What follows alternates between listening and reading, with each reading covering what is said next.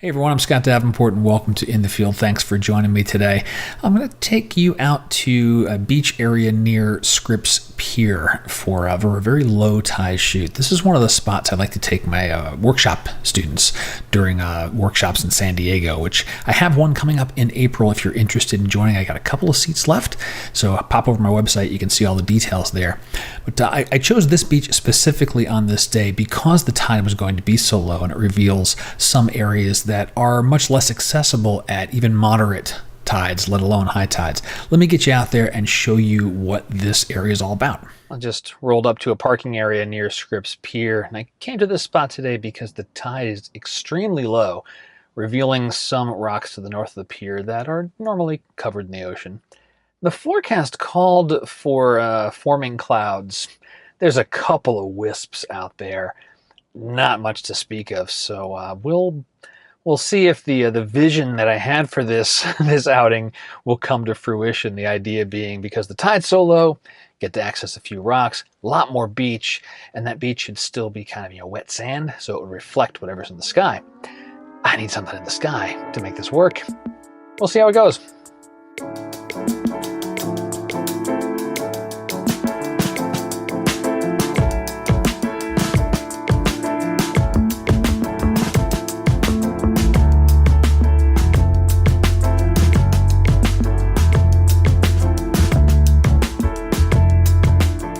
The only one that had the idea to come down here at low tide.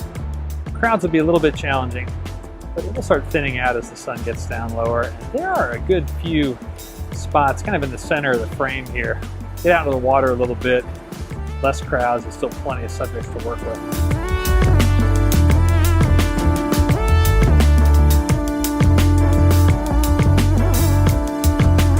This spot right in here has got some potential. Nice mix of still water. Tide's very slowly rising and filling in, but some beautiful reflections of the cliffs in this still water here, interspersed with all the pebbles. As the tide pool hunters start to move out, this could really shape up to be a very pretty scene at sunset. Tiny bit of stuff up in the sky there too, may catch a little bit of color, but this alone is pretty darn nice.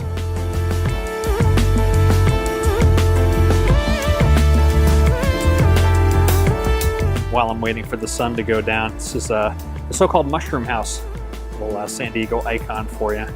And see that railing that connects it all the way up to the top there.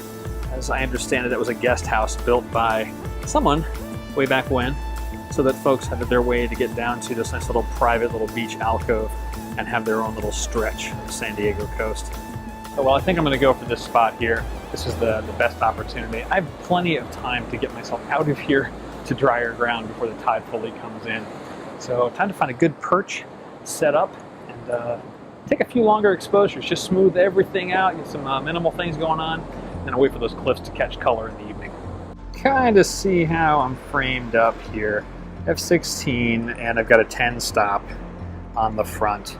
And it's shaping up nicely. The front rocks are a little hot right now just because the sun is still really bright.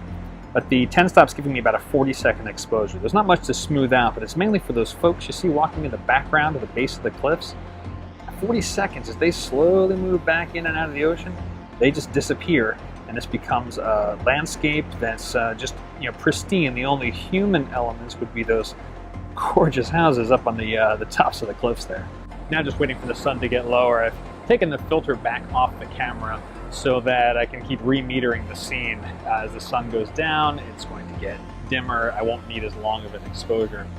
So I may switch up to a 6 stop. We'll see how things go. I wouldn't mind some of this surf that's starting to rise up to roll into the foreground here and add some white swirl, a little bit of action there. So I wouldn't mind getting down to a 5-second exposure or something where some of these lazy curls of water makes an interesting flow into the foreground. So what attracted me to this spot initially was how still the water was, and that was really making the rocks pop out.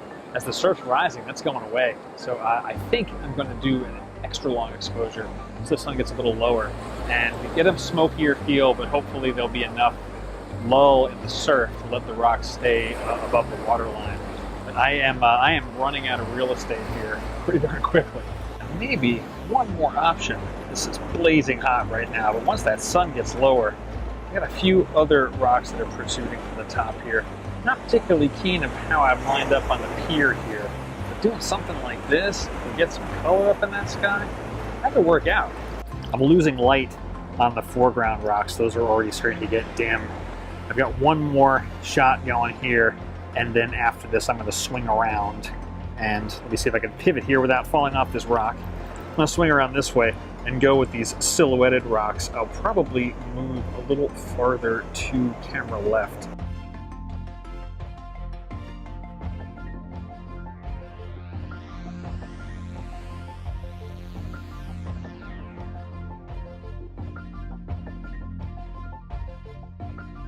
What I found interesting about this shoot is the reminder of how small changes in the tides can really have a major impact on a photo. The area that I was drawn to immediately was very still, very clear. A lot of nice rocks, poking their noses above the water line. And because it was so still, it was reflecting the cliffs in the background. And as the tide was coming in, that changed dramatically. And I got a few photos here. These are all straight out of the camera. You kind of see the difference over time. Let's take a look at this first one. So this is kind of what the scene looked like when I first arrived. And it was great. I mean, it was like nice bunch of action going on back here because this stretch of beach was getting plenty of waves. But this collection of rocks really protecting this inner, calm waters here and reflecting the bluffs and everything. And when I saw this, I was like, wow, this is the photo that I want to capture. This is great.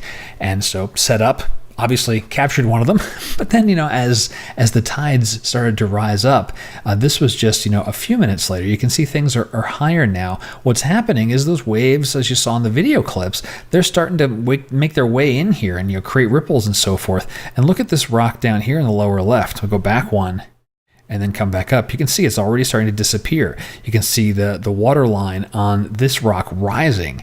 It's clearly, as those bits of ripples of waves come in, it's starting to cover things. Well, move again, another, half hour or so. This guy is completely submerged. This is getting very smoky. And then by the end of the evening here, I kind of tightened my comp a little tiny bit. But, most of those rocks are gone, and that reflecting pool is no longer. It's just not going to happen. Now, this photo has a very different feel than the first photo, right?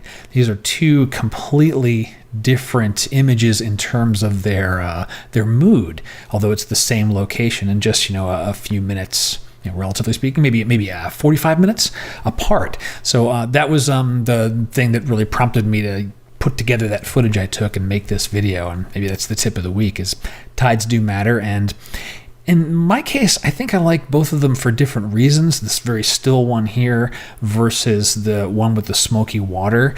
But it also means that, the best light doesn't necessarily have to be right at sunset or sunrise. I like the brighter photo with the still water for different reasons than like the more golden tone on the cliffs with the smokier water. They have equal appeal, just different moods. Well, I'm eager to get started on processing some of these photos, so I'm going to turn off the camera and do that. So that'll conclude this week's In the Field. If you got questions about photography, hit me up in the comments below. You contact me through my website if you want to keep it private. And until next time, my name's Scott Davenport. Happy shooting.